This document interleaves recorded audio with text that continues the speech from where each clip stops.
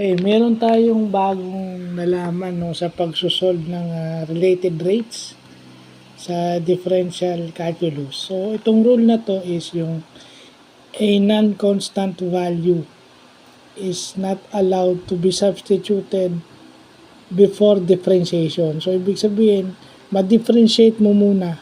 Okay, ma-solve mo muna yung working equations mo bago ka mag-solve bago mo i-plug in yung non-constant na value. So, yung pagsasubstitute ng non-constant value is bawal pala.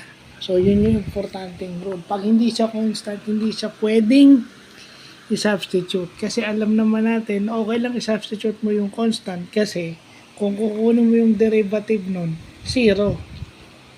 Alam naman natin yun, anything na constant o whole number is zero. So, okay lang kung constant siya. Pag hindi siya constant, bawal. Kasi yun yung nagbabago. Okay? Yung altitude ng lumilipad na object o yung length ng bagay, yung length ng isang post o ng lighthouse, yun yung mga constant. So, pwede mo siyang i-plug in. Pwede mo siyang i-substitute. Pero yung decreasing angle, decreasing length, increasing angle, decreasing length, yun yung hindi pwede. So, yun yung bago nating natututunan sa differential calculus. And even in mathematics, may mga certain rules yan na kung malalaman natin, mapapadali yung pagsosolve natin sa math. No?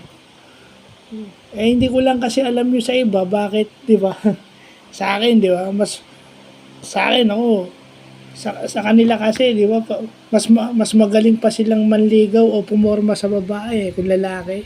Mas magaling pa silang manligaw sa babae at pumorma sa babae kaysa mag-solve ng mga ganitong problem. Pero hanga ka sa mga lalaki na magaling ng pumorma sa mga babae, magaling ng manligaw, pogi pa.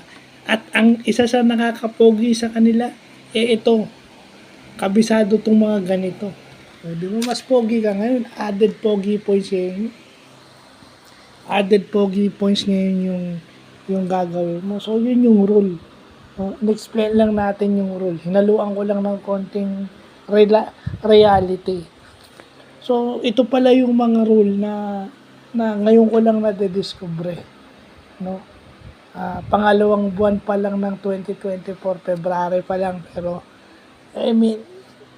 nagpapatuloy yung ating sa calculus, sa differential calculus, nagpapatuloy yung ating learning at yung ating exploration.